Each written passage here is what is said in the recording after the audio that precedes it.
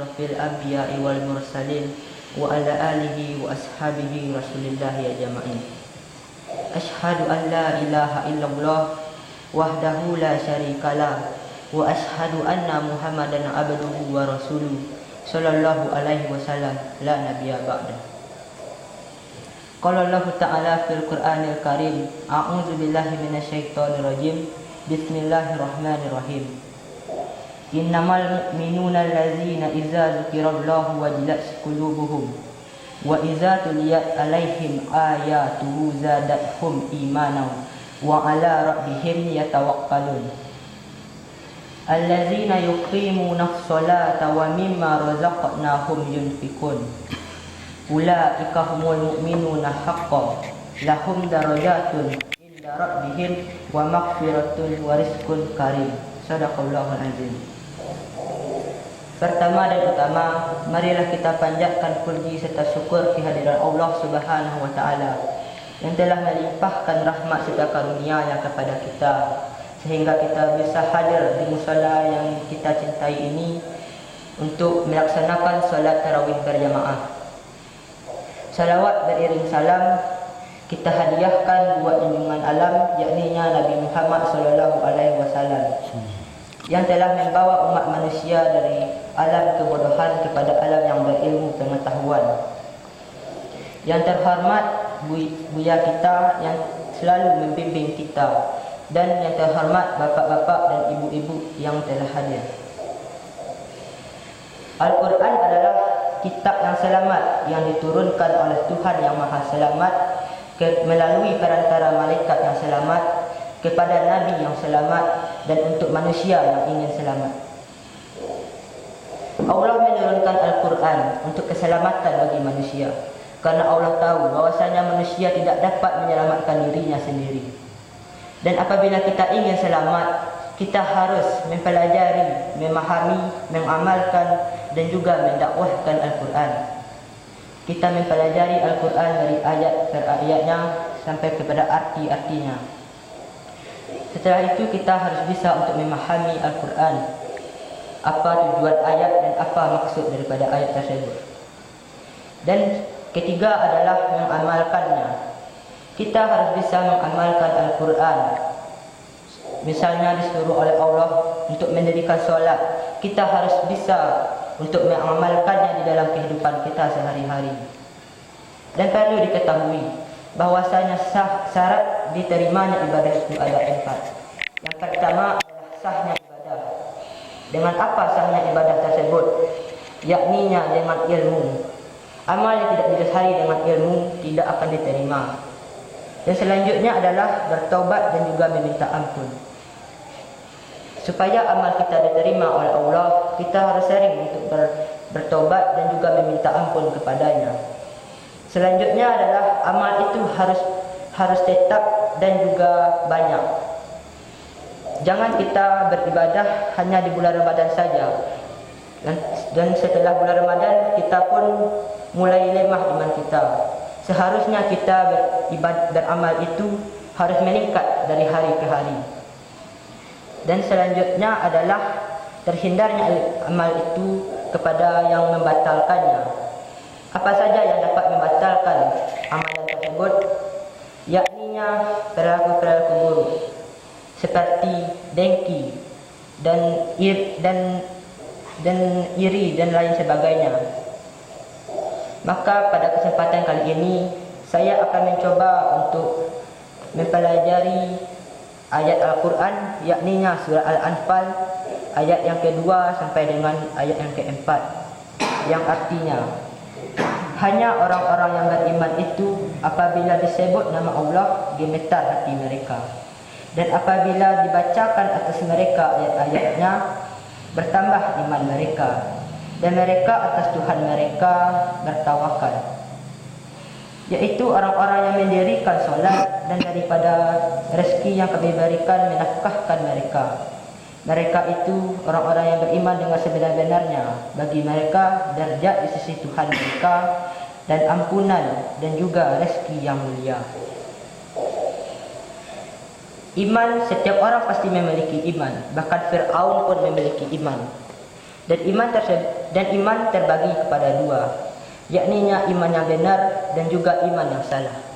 Apa itu iman yang benar? Yakninya iman yang dilandasi oleh syariat-syariat Islam. Kita sebagai umat Islam memiliki enam rukun iman. Yang pertama adalah percaya kepada Allah. Apa yang dimaksud dengan percaya kepada Allah? Yakninya kita mempercayai af'alnya Allah, asma Allah, sifat dan zatnya Allah. Kita mempercayai bahwasanya Allah adalah Tuhan kita yang mengatur segala urusan di dunia ini. Yang kedua adalah percaya kepada malaikat. Banyak sekali malaikat yang harus kita percayai, dan ada 10 malaikat yang wajib kita ketahui, mulai dari Jibril, Mikail, Israfil, Israel dan lain-lain. Dan selanjutnya kita harus percaya kepada kitab. Allah memiliki banyak sekali kitab, dan ada 4 kitab yang harus kita ketahui, yakninya Taurat, Zabur, Injil dan Al-Quran. Dan ada 1 kitab yang harus kita pedomani, yakninya Al-Quran. Selanjutnya kita harus percaya kepada Nabi dan Rasul. Nabi dan Rasul sangat banyak, dan ada 25 orang Nabi dan Rasul yang harus kita ketahui. Dan ada 1 orang Nabi dan Rasul yang harus kita ikuti, yakninya Nabi Muhammad SAW. Dan selanjutnya kita harus percaya kepada hari kemudian. Hari kemudian adalah hari yang akan datang, yang setelah mati, seperti Yaumul Hisab, Yaumul Mizan dan lain-lainnya. Contoh orang yang percaya dengan hari kemudian adalah orang yang sering memperbaiki dirinya, orang yang sering memperbaiki dirinya hari ke hari. Dan yang selanjutnya kita harus percaya kepada qadar baik dan qadar buruk. Dan Allah mengatakan bahwasanya orang yang beriman itu apabila disebut nama Allah, gemetar hatinya. Dan apabila dibacakan ayat-ayat Allah atas mereka, bertambah imannya. Dan mereka atas Tuhan mereka bertawakal. Orang-orang yang beriman dengan yang secara benar itu adalah apabila disebut nama Allah, maka hatinya akan gemetar. Pertanyaannya, apakah sudah gemetar hati kita apabila disebut nama Allah? Apakah sudah gemetar hati kita mendengar rahmannya Allah, sayangnya Allah kepada kita, aziznya Allah, maha perkasanya Allah? Apakah sudah gemetar hati kita mendengarnya? Dan selanjutnya adalah apabila dibacakan ayat-ayat Allah, bertambah imannya.